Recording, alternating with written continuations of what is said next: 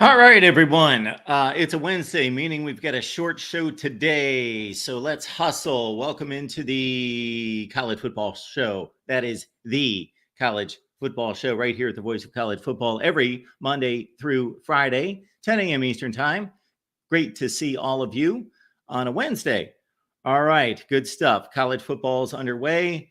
Therefore, we've got football to talk about. We saw football. We're anticipating football. This is what we wait for all year. And I got to say that we tell the truth here at the Voice of College Football. It was not a great week one. Notre Dame, Texas A&M, really hard-fought football game. If you're a purist and you like blocking and tackling defense, yes, I enjoyed that game. Excellent game, tie ball game with about 4 or 5 minutes left in the game before Notre Dame put it away. LSU, USC, the most entertaining game of the weekend. We're talking about the big brands, the top teams. Yes, there was Texas Tech defeating Abilene Christian 52-51. There were those games, obviously, that nobody watched, but we saw a final score and went, wow, that must have been some kind of game. But nobody watched those games. In regards to the big games, lame week one. But USC and LSU bailed us out on Sunday night. We look forward to week two. On the surface, it doesn't look like a big week. Doesn't look like marquee matchups are there. However, we will find the value because it leads off with Texas at Michigan. Michigan comes in limping, at least based on public perception. Check out my appearance on Michigan podcast on Tuesday with Steve Dace, who is less than optimistic about the upcoming game against Michigan. I see a lot of Michigan fans out there that are, yes, I will just say less than optimistic. Texas fans have to be beating their chest after 52-0 against Colorado State. Texas has been the favorite the entire offseason. I believe that line is up to 6.5 points. And of course, I will have my predictions. They were all freebies this past week, which went 14-3 straight up against the money line and 9-8 against the spread was my record for the week. Brings me to 10-8 against the spread. We're off to it's actually 55, 56%. So not bad, too bad of a start, even though I made some misfires that I could kick myself for. But Steve Merrill's under the radar selection, of course, on the money as always. 22-5 the last 2 seasons plus. So check out our VOCF bets. It is the latest thing in college football. So check it out. You get Steve Merrill's picks, my picks, Steve Dace, and Matt Zemek's selections there at VOCF bets. Many of you had comments to make about our top 25 that actually makes sense. It does make sense. That's all there is to it. A lot of good comments, though. Of people. So later in the season, of course, it will align more with what you think it should be. However, it makes perfect sense. Is it perfect? No. Makes perfect sense. There is no perfect ranking. There can't be because we're not all knowing. And there's only one game played. However, based on the one game played, 2 games by a few teams, it is an excellent ranking. As always, thank you for the support and the compliments and the loyalty by many who now understand the concept of the top 25 that actually makes sense. Maybe we'll get to some of those comments. I actually am going to get to all of the comments, and I'm going to do that live on air. I'm not going to do that by typing and writing to everyone. So we will do that here. I encourage everyone who has a question or a criticism. It's going to be kind of like some of those political debates by actually people that want to talk to the other side, where they actually put the people that are disagreeing with them in the front of the line. I know this is a difficult concept for many to grasp, to actually talk to people that disagree with you and have a healthy discourse, and then actually give preference or priority to those people to have them first in line. So if you have issue with the top 25 that actually makes sense, or just maybe you've stumbled upon it for the first time, give me a ring. We will be here Wednesday, Thursday, Friday morning, of course, for the rest of the week. And then we do post-game shows on Thursday and Friday night. We will not talk about the top 25 on Saturday because it will be null and void, first of all. Secondly, we will have games to talk about. So top 25 that actually makes sense. Critics, please call me.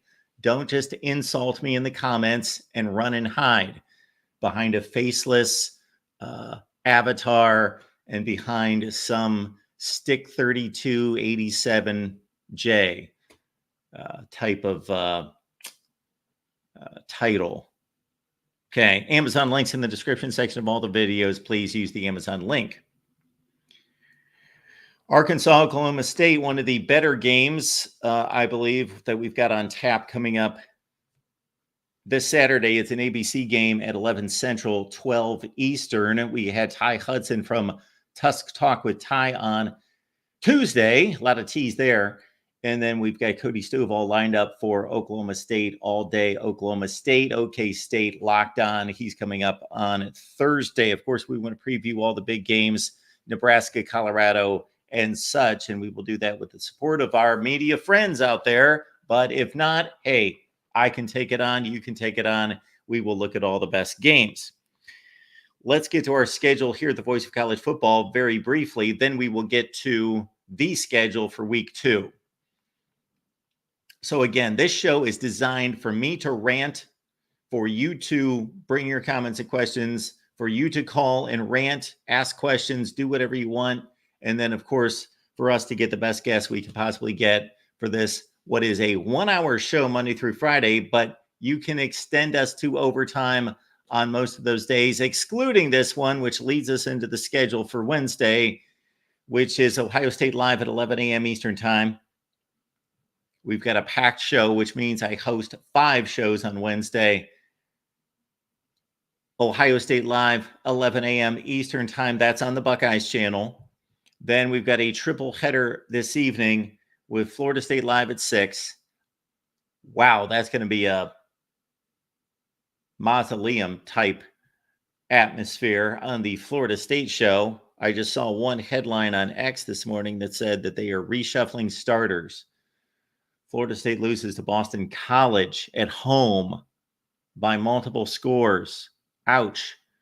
So we asked the question before the season started, which top 10 team was not going to finish, not just not in the top 10, but not ranked. And that's always a difficult decision to make. But man, this seems to be pretty clear cut. It's going to be Florida State. Plenty of time to get themselves back to a certain extent, but to compete in the ACC is going to be mighty difficult. At 0-2, they run the table. They go 6-2. That would be a win over Miami. They also play Clemson. It's still possible, but by the way they're playing, so mathematically they need help, but logistically they can still do it with a little bit of reasonable help. But man, they just got to get the football team right and not worry about the ACC championship at this point. Just get the team right. Florida State does have the week off to prepare for the next game. Again, Florida State Live at 6, Miami at 7. Complete contrast in what's happened with those two teams. Think about that. Miami's been down in the dumps, and Florida State has risen under Mike Norvell the past 2 seasons, 10-3, 13-1. And now, boom, they switch roles in 1 to 2 weeks with Miami rising up from the ashes to defeat Florida. But let's not put too much on that game, although it was a dominant performance. They didn't win at 24-21. It was a blowout that they dominated from start to finish. Miami live at 7, and then at 8 p.m., we'll be on the Notre Dame channel. Excited about this. I've been revved up about this for a few weeks now. Brian Driscoll and I getting together each and every Wednesday night, 8 p.m. Eastern Time on the Notre Dame channel for Notre Dame Live. Brian Driscoll's amazing. He knows his stuff. He knows all of college football. And obviously we grind it down on Notre Dame coming off that huge win against Texas A&M. So lock in on Notre Dame Live at 8 p.m. Eastern Time. Bring your friends. Tell everybody we got Notre Dame Live. So we continue to expand here at the Voice of College Football. Last week, we added a Notre Dame live show and an Alabama live show. Okay, enough promotion. Let's get to week 2 and also see if you guys have any comments or questions coming in. It is always good to see Drufus ready to roll. First and foremost, Thank you for that, Drufus. We appreciate you. Michigan 23, Texas 20. Have a great day, Mark. Well, I would not be surprised if that happened. I have not made my prediction, but I'm still weighing it. I know that early in the offseason, very early in the offseason, when much of the focus and concentration of the narrative was on losing J.J. McCarthy and 13 NFL draft selections, and that Texas had much of its team coming back, although the D tackles and the wideouts gone from last year's team, that Texas would be a far better team this year and that they were the preseason favorite for this particular game. That the more the offseason wore on, the more I liked Michigan in this one and have throughout. Of course, Michigan did not perform in week one for the most part. Tons of questions, quarterback play, run game, offensive line, wide receivers, kind of an extension of the quarterback. Really nothing on defense, although the cornerback play, they got picked on a little bit here and there in the passing game. So there are questions about Michigan, but if Michigan is to win this game, that is the type score. That is the type score that we would expect to see. Michigan, I cannot see them winning a game in the 30s. Anything above 30 probably really skews Texas's way. All right, so let's run down week 2 after we see anything else from you fine folks. Philip is here, counters the Michigan comment with a go Bucks, and on down the list. And again, I got to highlight because we may not be able to do this for too many weeks. Vandy Dandy says Vanderbilt better be ranked after they win at Georgia State week 3, since Georgia Tech is ranked, beating Florida State and Georgia State. Well, Vandy Dandy, if you paid attention to the rankings that matter, the logical, sensible rankings, you may want to check that out. See if Vandy is ranked, where they are ranked. If they are ranked, where they're ranked. Check that out. Give it a look. Don't get upset about the rankings. Although if you're Vandy, I get it, because everybody else is like, who cares if you're ranked right now? You just keep playing. Everything will be fine. Go 10-2, you get to the playoff. But if you're Vandy, you know you're not going 10-2, but you want to be ranked. I get it. And unfortunately, we pay too much attention to the rankings. But check out our rankings and see what you think there, Vandy Dandy. All right. Don't see anything else here from all you fine folks. Mike 3883, always appreciate your support, sir. Very nice of you. My week 2 upset is Baylor over Utah. Will Marshall also upset Virginia Tech? All right. On that note, let's get to it.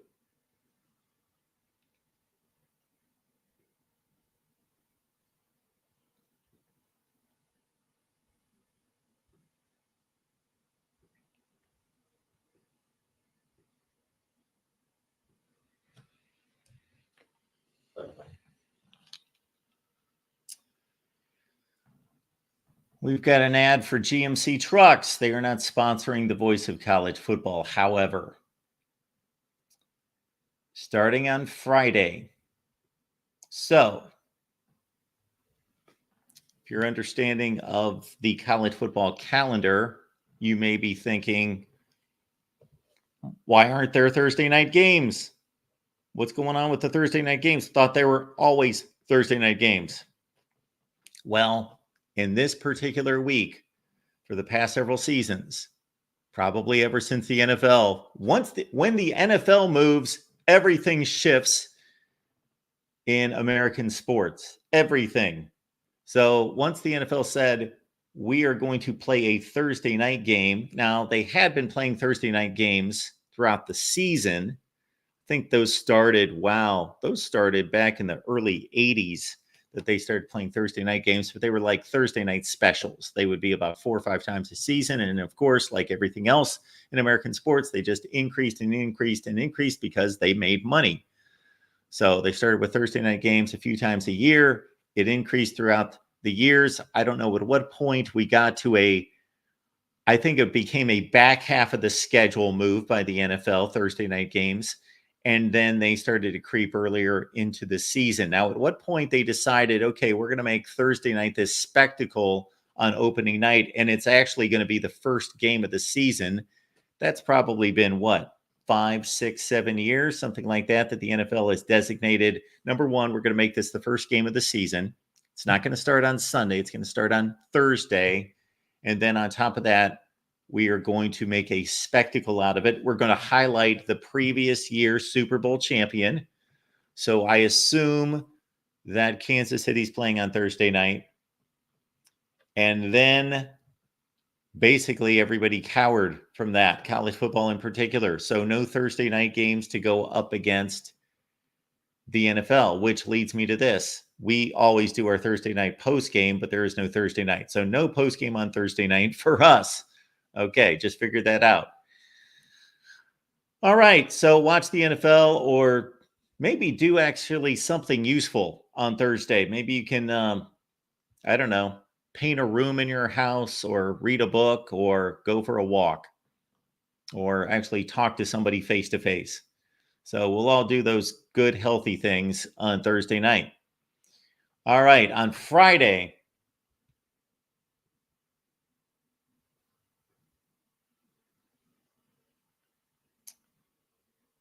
Western Illinois at Indiana. The Hoosiers have a cakewalk of a non-conference schedule. It's got to be the worst in college football. So Kurt Cignetti, of course, at least benefited from that. And they beat FIU in week 1, 31-7. Curtis Rourke, the starting quarterback at Indiana, the incoming transfer from Ohio, performed well. So you get your chance to see some Indiana football on Friday night, if you so choose, on BTN.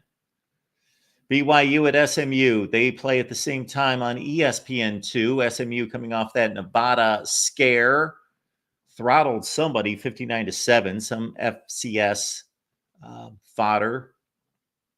And BYU won its opening game as well over an FCS opponent, somebody from Illinois, like a directional Illinois school. So I will go with the two screens on Friday night.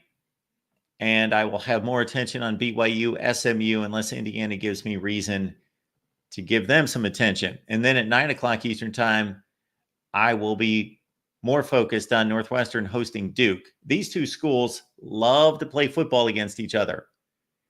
These two schools play more football against each other than teams in their own conferences. Look at the last 8 or 9 years. Duke and Northwestern have played every year, excluding once.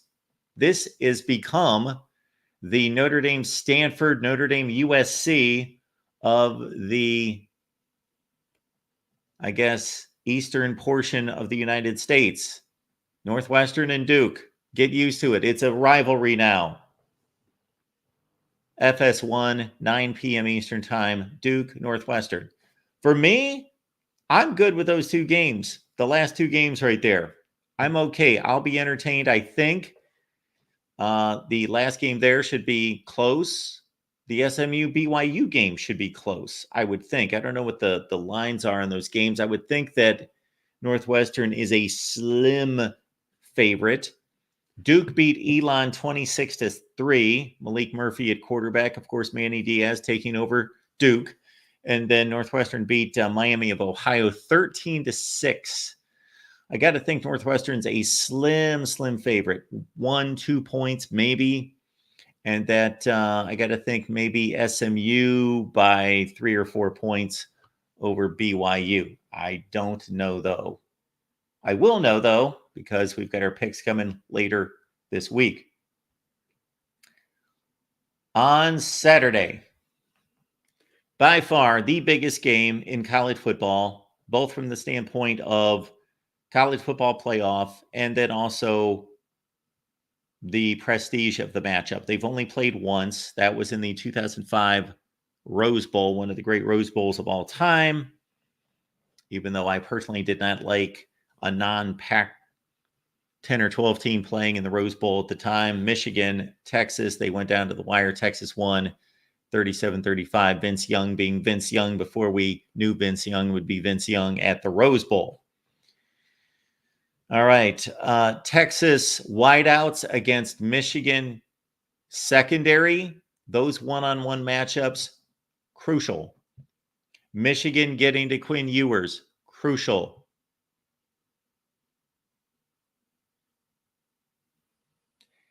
This matchup, if you just go by week one and you go by strengths and weaknesses, does favor Texas. It just simply does, because everything Michigan does well on defense, sure, they've got a great defense, but Texas has an explosive offense, and you can only hold down an offense for so long, typically. Texas might have the best offensive line in the country. Michigan's defensive front is elite. So that you've got to figure, if it becomes a stalemate, or even if Michigan wins the battle, they're not going to dominate, most likely, not going to dominate Texas offensive line. And likewise, even if Michigan's secondary plays an outstanding game, Texas will still make plays. On the other side, is anyone confident that Michigan is going to run the ball against Texas consistently? I have my doubts. And even more than that, is anyone confident that Michigan is going to move the ball in the air against Texas?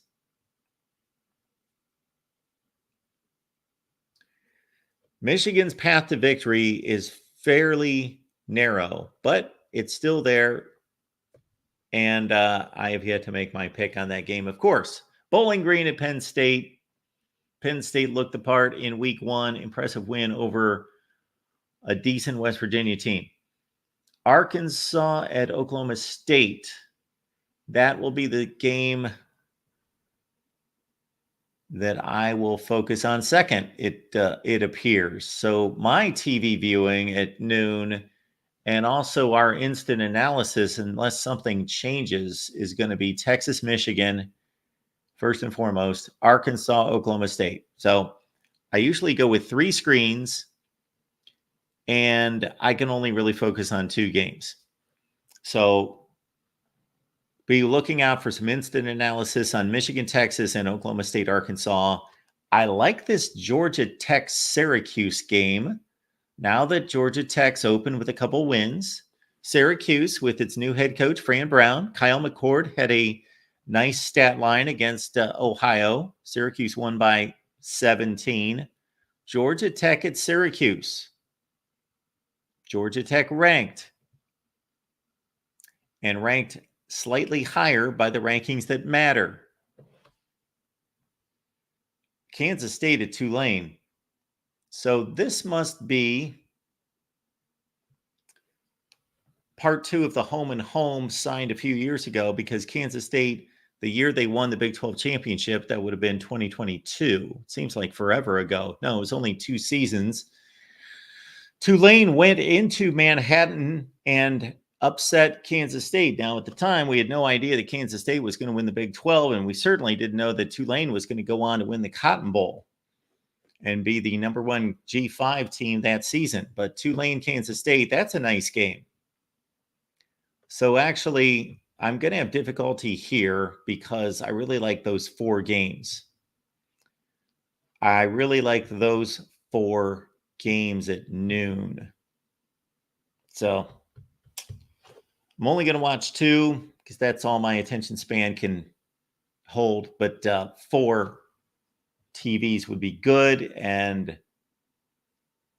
2 of me would be good to keep track. That's my only frustration on Saturdays. That is my one frustration, is I can't watch everything I want to watch. Can't do it.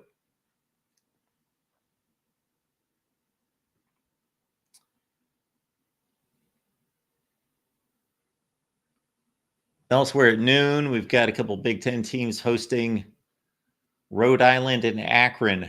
So Minnesota is going to be on Peacock and Rutgers on BTN. ESPN2's got I don't want to say a decent game, but it's a regional game. Power conference teams. Pitt at Cincinnati. Memphis hosting Troy, ESPNU. Georgia off week, Tennessee Tech. Texas A&M off week against McNeese.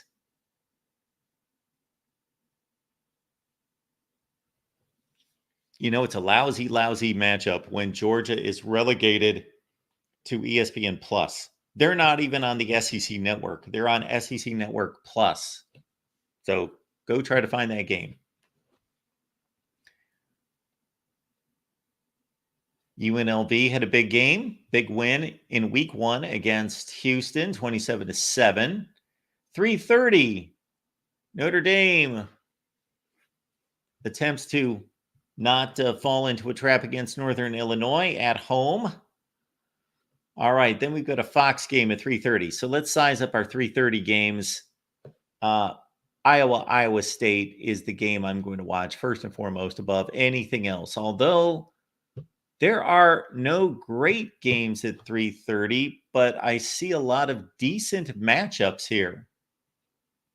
I see a lot of decent stuff here at 3:30. Anybody else? Anybody else?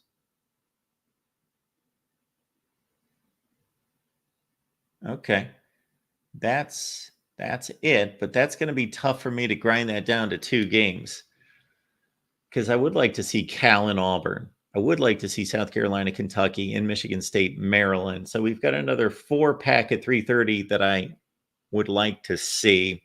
So I'm going to choose between those 3 other games: Cal, Auburn, South Carolina, Kentucky, and Michigan State, Maryland. I'll just have to choose. Maybe since it's a Big Ten game, well, we've got an SEC game with South Carolina, Kentucky. That's on ABC and ESPN Plus. Can't say that I really understand that. People don't get ABC. Oh, then we've got Baylor and Utah, and that was Mike 3883's upset pick. But Michigan State, Maryland is probably going to be my choice as game number 2, unless it falls apart and then somebody else fills that spot. And then we make our way to prime time. Fans of the CW, we've got Virginia Tech taking on Marshall at 4:30 Eastern. And of course, Virginia Tech suffered what was the biggest upset of the week in week 1, losing to Vandy. And again, we see some teams here like West Virginia and Miami that played big week 1 games and then get the downer the next week. UCF won 57-3 against New Hampshire. All right. Remember last year, week 2? No, I think it was week 3. The Texas game was week 2, and then Bama took on South Florida and was down in the second half in Tampa. Finally won the game. Jalen Milroe was benched. Tyler Buckner started the game and looked awful. And Alabama looked like they were dead in the water unless you listen to us. And things worked out. Much different situation this time around. Bama rolled against Western Kentucky. And any thought that it's just Western Kentucky doesn't lose games 63-0. That was just flat out impressive. We saw freshman wide receiver Ryan Williams take 2 balls to the house. And Justice Haynes, the 5-star from 2 years ago in his sophomore debut. It's not a debut. He's just a sophomore, Mark. He took off for 100-plus yards on 4 carries. Alabama, South Florida, that's an ESPN game. Buffalo, Missouri, should be a blowout. I am intrigued by Kansas, Illinois. Kansas took care of them rather easily last year at home, but they've got to go to Illinois, and the Illini had a nice little week 1 game. They both did. They both won by 45 points against inferior teams. So prime time, those are two to look out for. Virginia won week 1, so did Wake Forest. So we've got some ACC games going on in week 2. That's on ESPN2. San Jose State and Air Force for you CBS Sportsnet fans. They both won in week 1. And then we have to be approaching some of our primetime games. Ohio State in action on BTN against Western Michigan. Okay, here's the game. Well, there's 2 games. So I'm going to check in for a half hour on something here that probably involves Bama, South Florida, and Kansas, Illinois. And then that's only going to last for a half hour. And we will immediately go to Tennessee, NC State, and the Colorado, Nebraska games. Slam dunk, prime time. Those are the 2. Don't see anything else. Although App State, with Clemson struggling on offense, possibly again, that could be interesting. I doubt if Houston's got much for Oklahoma. Houston lost by 3 touchdowns against UNLV. So I am perfectly fine. That, even though it's not a lot of big name brands or the type matchups that you would expect in prime time, hey, Tennessee, NC State, Colorado, Nebraska, I'm good with those 2 games in prime time. And then late night,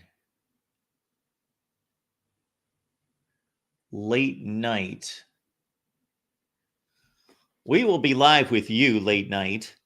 So we will miss all these games, which is the only drawback to talking to all of you post game of the primetime games. But otherwise, we would be live at 3 o'clock in the morning. But yeah, Boise, Oregon could be interesting. Oregon's got to play better, of course. Everybody expects them to. I do. Texas Tech, Washington State on Fox. Okay. Mississippi State, Arizona State, little Big 12 SEC action. And then we've got USC coming off its huge triumph against LSU. They're playing Utah State. So this is USC's down game, the only one they have since they play LSU, Notre Dame non-conference. This is USC's easiest game of the year. And it's still a pretty capable program. That's how tough USC schedule is. Oregon State, San Diego State. I like that one too on CBS Sportsnet. That's a nice little window of football. There's nothing like extraordinary there. But man, I would watch 5 of those games.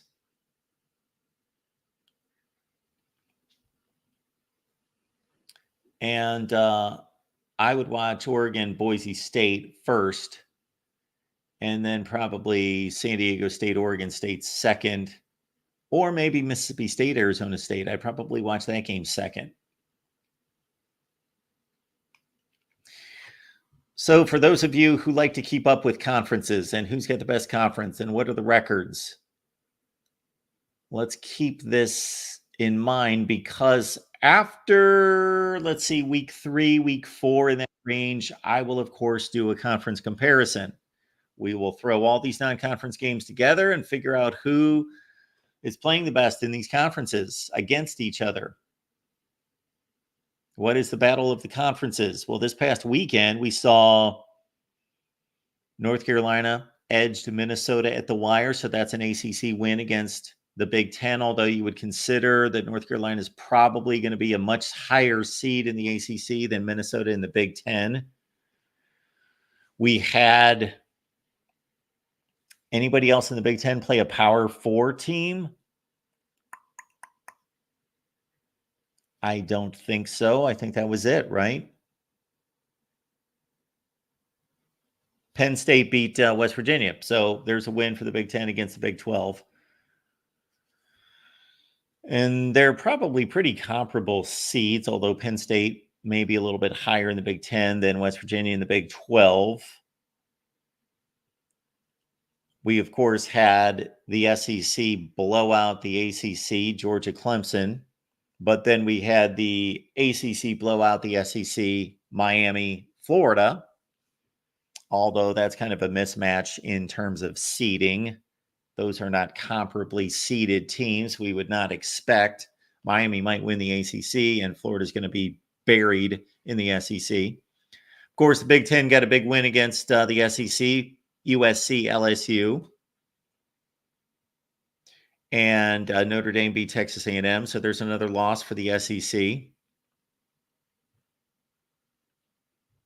And I think that about covers it from the standpoint of major conference matchups. I'm probably missing somebody somewhere. So not a whole lot there. We'll start to size it up here in a few weeks for all of you. But we've got the Big Ten and the ACC there with Northwestern and Duke. We've got the SEC and the Big Ten, Texas, Michigan. We've got the SEC and the Big 12 with Arkansas, Oklahoma State. We have Big 12 ACC with Cincinnati, Pitt.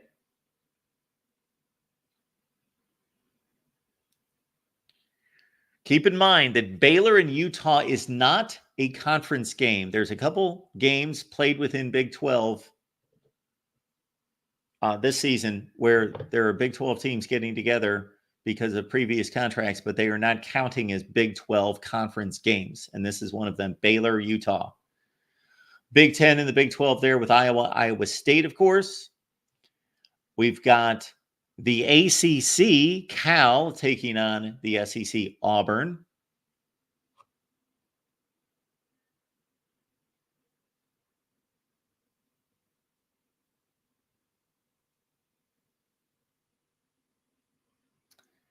Big 10 and Big 12 with Illinois, Kansas.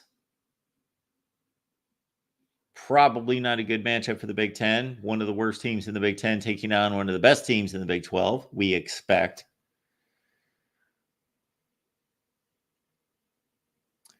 ACC, SEC with NC State and Tennessee.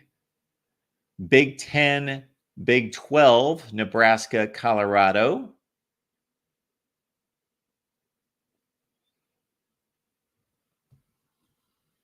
Big 12 in the Pac-2, Texas Tech and Washington State. SEC and Big 12 with Mississippi State, Arizona State. And then we've got the Pac-2 again with Oregon State playing San Diego State. That doesn't qualify for our power conference evaluation there. I always enjoy comparing the conferences. I get into it. Some of you do, some of you don't care. But I think it's interesting, and I think it's very meaningful. Oh, I am missing our guest here. Leanne's joining us from the Rebel Walk. Leanne, I'm so sorry. I was on another window, and I had you blocked. Hopefully. No, it's all right. I was actually enjoying your conference comparison because, you know, a lot of these games, these preseason games, we don't think that they matter. But, I mean, it has a lot of opportunity for these teams to work out. You know, they're young guys. We saw it with Ole Miss a lot this weekend, how deep that they are, and a lot of young guys. So I really enjoy your conference breakdown because I think down the road, when we see a lot of the, you know, the committee, you know, kind of making those last minute who's in and who's out, even with the expansion, you know, some of these games might matter. We saw teams like BC, we saw teams like Miami, you know, really just take it to some typically powerhouse teams. I mean, so, you know, and there's only going to be more of that. We're just, you know, we're just in week one, and we still, like you said, a lot of these games are non-conference games, but they're still going to matter down the road for some of these bigger guys who are trying to make a statement, you know, to the end. Yes, we have fun with it. We like to go through all the metrics and seed the teams within the conferences and go through the whole deal, but we'll wait about 3 weeks to do that and see which conference is playing the best football from top to bottom. All right. Well, Ole Miss played pretty decent football from top to bottom on Saturday. I would have to say, even if it was against Furman, I think that 76 blowout, I think the biggest thing we saw from Lane Kiffin and his ball club is just really what he's built in his starting year 5. But the immense depth that we saw, I mean, we saw our third string. We saw some young kids make some big plays. And I think that's just a testament to what Ole Miss is going to be and how dangerous they can be. I think a lot of people have realized that on the, we were always a strong team offensively, but defensively, secondary, we've had a little bit of trouble. But Lane and his staff went out there, got some really big size guys, powerful guys on the defensive and offensive front. And I think that that's going to be, I said it, a couple weeks on the show. I think those defensive and offensive front guys are going to be the unsung heroes, along with some of the young guys. And then, just the balance is creative. But man, talk about the depth that is in this Ole Miss offense and defense. And like I said, it's not just a one-sided, smoke show with this team. It really is in every single aspect. And I think that, some of these young guys that are stepping up and getting the opportunity to play, it only makes Lane Kiffin and this ball club even stronger down the road. Because like I said, you can have a talented team centered around, 4-star and 5-star top guys, and that's great. But we all know in this day and age with the length of the schedule, playing in the SEC, staying healthy is a tough thing. And I think now that Ole Miss has this depth, that they have a lot of opportunity, even if they were to lose a guy or they're having to, kind of reinvent the wheel. Now they have a lot of hybrid players where they can adapt and adjust. And, I really think that Lane running this program like an NFL model, you think of all these kids that they're on a contract here, NFL free agents. And what happens when you're an NFL free agent? You're playing your best ball. And I'm not just talking about, your veteran guys, your portal players.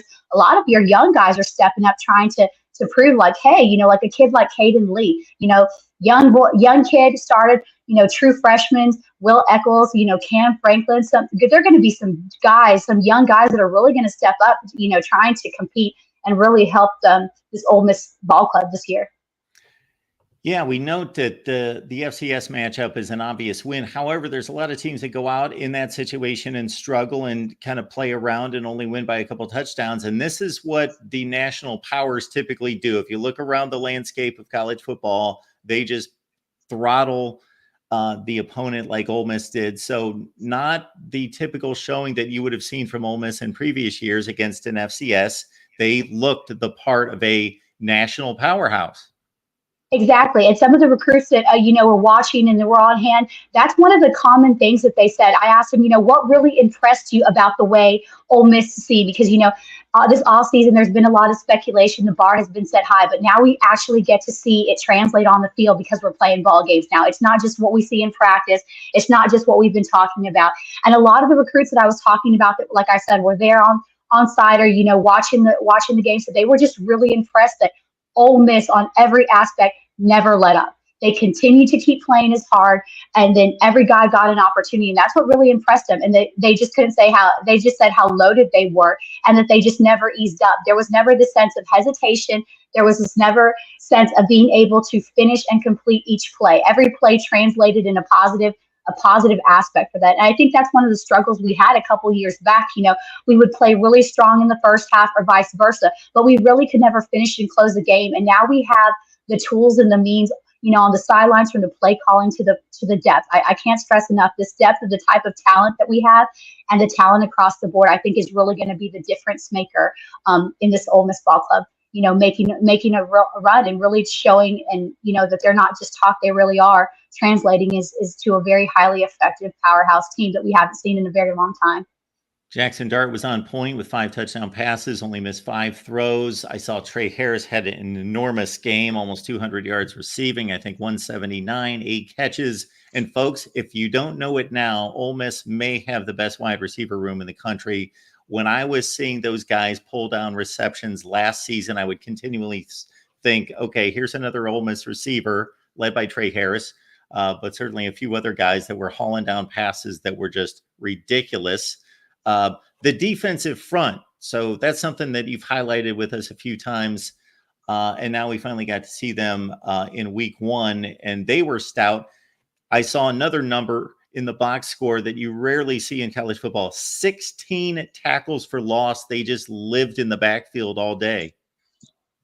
Exactly. They were just able to make big stops and big plays. And I think that's what was our biggest struggle. We had Saban say it, we had several people say it, that one of the biggest struggles for Ole Miss was that front line. But Lane Kiffin went out there and he got some size and power, and we saw it today. Even if it was against Furman, I think this is only going to continue to be a strong progression. We had Cam Franklin, another young guy, make a sack. We have a lot of players like I said, I can't stress that enough. From the veteran talent to the transfer to the young guys that have just really stepped up, have really bought into this culture and have made the effort, to improve. And I think that we're seeing that. But I really think that getting that size, getting that power in the front across the board it helps when you're on defense. And it especially helps when you're on offense, being able to protect and allow Jackson Dart. And we see Austin Simmons. I think we definitely know who our QB2 is at Ole Miss. Quite a production. I mean, we saw Jackson Dart and Austin Simmons combined for, I believe, 529 yards, which of course set an Ole Miss, single game school record. So like I said, that receiving core, they just across the board, I think just the connection, and you can really tell what they've worked on this offseason and what Lane Kiffin and his team have got out there on the transfer portal and on the recruiting trail. They've got a lot of players, I think, that are hybrid players. A lot of these kids are two-way players coming out of high school or play different positions. And I think the strongest point is that a lot of these kids have their willingness to change and transition because Lane and their coaches see that, they're better fitted in a better spot. So I think that a lot of these players making the transition or being two-way players, previously at different levels is really translated. It's really helped them become more effective players wherever they're putting. So I think this plug and play, this NFL model that Lane and Ole Miss are running, just across the board, he's preparing them for an NFL game schedule and running it like an NFL program, from his recruiting board to the way he's calling plays. And I think we can see why that's becoming effective. And there's a lot of ball still to play along the road, but they're definitely more than as advertised. Got Leanne Herring on the line from the Rebel Walk. Please join her right there. Leanne, anything in particular that you would like to highlight in terms of your schedule, your week, that people should be looking out for? Well, as always, our team at the Rebel Walk is bringing a lot of good news. Of course, we're getting ready for this game against Middle Tennessee, and preparing for that this weekend. Of course, every Friday I hit the road. I just got back from Houston, a major blowout, but two powerhouses, a Houston versus Dallas team, of course, nationally ranked North Shore. Took down 38-0 South Oak Cliff. We're looking at a couple offensive linemen out at South Oak Cliff. This weekend, I'll be doing Langston Hughes, two Georgia teams, Langston Hughes versus Douglas County. A lot of powerhouse recruits we'll be seeing there, wide receiver Aaron Gregory. So after this, I'll be preparing to get on the road. But like I said, always look at our Team Rebel Walk.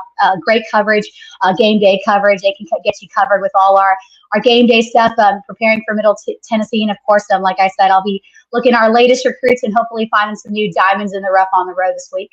Excellent. Leanne, good to see you. And hopefully you can stop by later this week and talk some recruiting. I look forward to talking some recruiting. Thanks for having me on. Hotty toddy. Great stuff from Leanne. Again, the Rebel Walk is the place to find Leanne and the rest of the crew there covering Ole Miss football, 76-0. And as Leanne noted, they've got Middle Tennessee coming up this week. And Middle Tennessee was coached by Rick Stockstill since 2005. Finally stepped down, got the heave-ho after 4-8. And guess who the Middle Tennessee head coach is? Does anyone know out there? Derek Mason, former Vanderbilt coach, and Jim Harbaugh and David Shaw's defensive coordinator at Stanford, where he got his lift to the big time at Vandy. Derek Mason is the head coach at Middle Tennessee.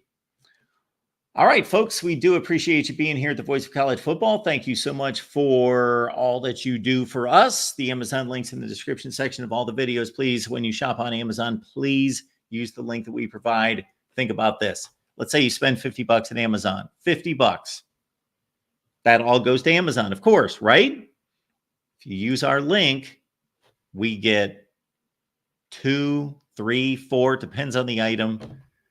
Send a few bucks to the Voice of College Football. The Amazon links in the description section of this video, all the videos. Thank you so much for doing that. We appreciate it. All right, folks, we're going to talk Buckeyes on the Ohio State channel right now. So everybody that's here, just Ohio State channel. And you can talk about whatever you want in the chat. Just make your way to the Ohio State channel right now, and we'll talk Buckeyes next. Thank you.